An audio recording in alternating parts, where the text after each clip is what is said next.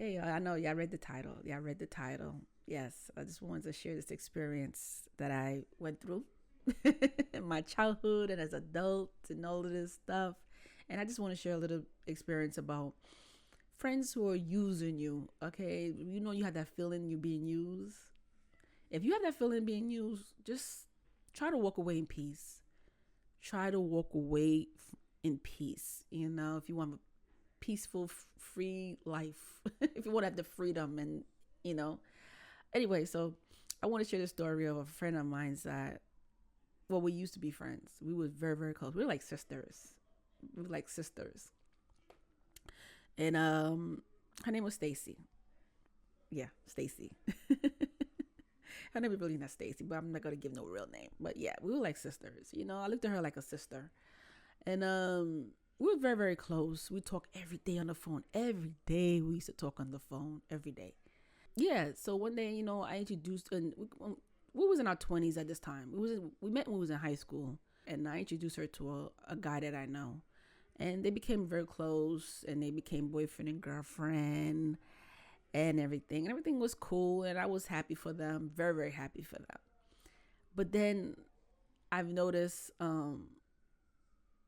things had changed, and I was trying to figure out what was going on because she wasn't calling me like she used to anymore. Things had stopped, and I was like so puzzled at what was going on. I was so confused. I would go to her house. Her family would say, "Oh, she's not home. She's sleeping." It was always excuses. She's not home or she's sleeping. It was always something. It was just weird because I was close with her family, and they, you know, it was so, you know, she was always home. So it was so weird that she was not home and stuff like that. So I was like, okay, maybe she's at her boyfriend's house or something. I don't know. And then finally I was able to reach her, and then she came out of nowhere and she said, I don't think we should be friends anymore. And I'm like, why? Like, what happened? I'm so confused. She said, because such and such told me, her boyfriend told her that I said something about her. And I was like, wait, what? Wait, what? And when she told me, I was like, I did not say that. Why would he go back and say that I said that? Like, why? Why would he go and say I said that? And she was like, I don't know. He said that, and I just feel like we shouldn't be friends anymore. And I'm like, wow.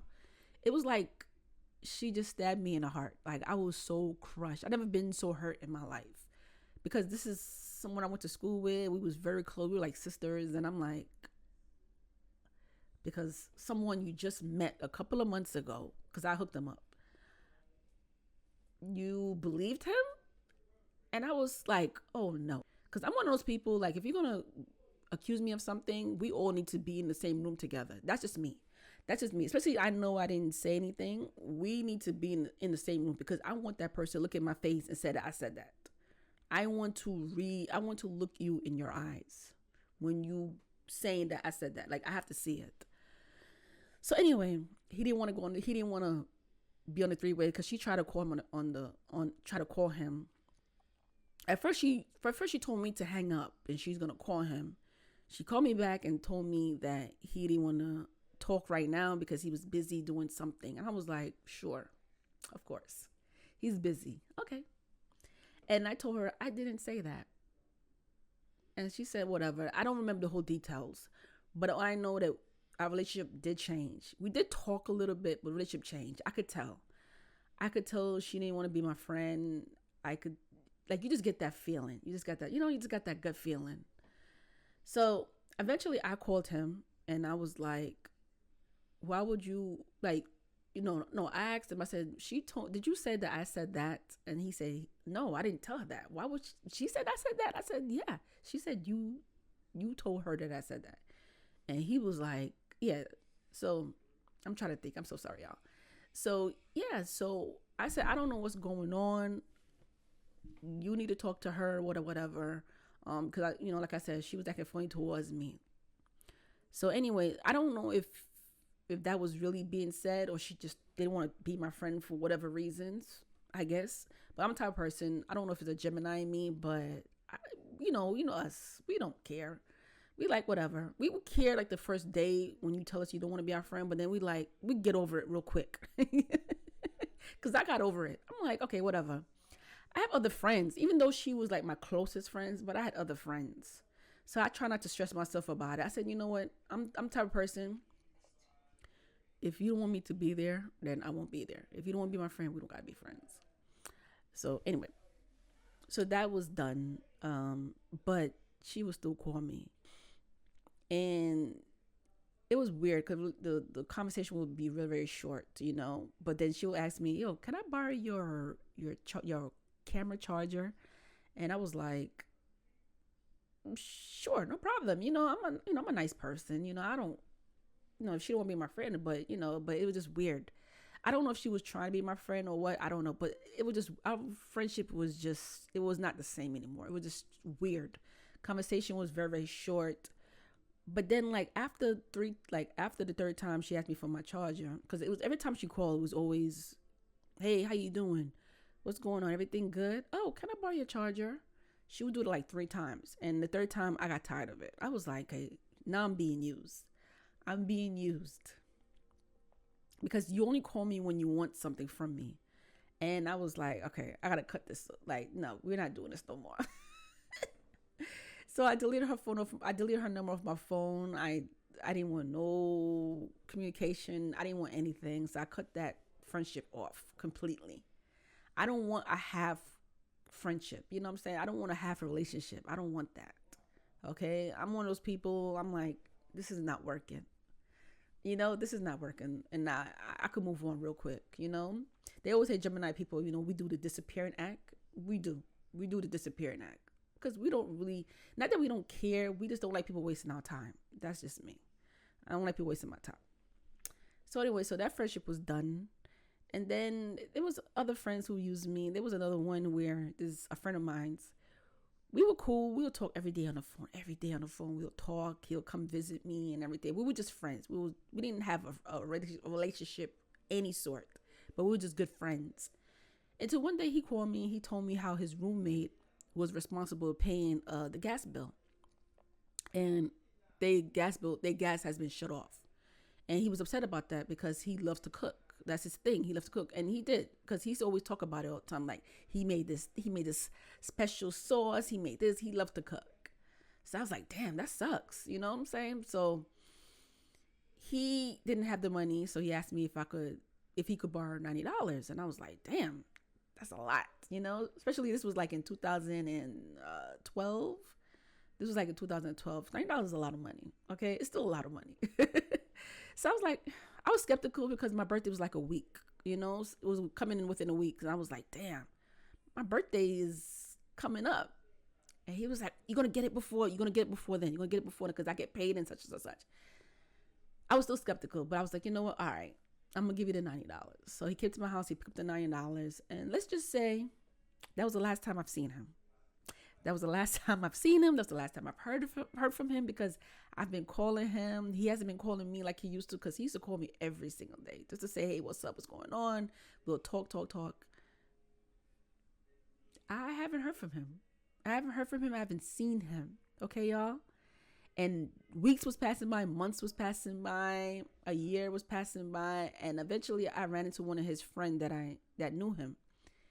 And I was curious because I said to myself, maybe, something had happened to him. Something probably happened to him. He could be in jail. He could be in the hospital, because he's been in jail before. So I'm like, did he got locked up?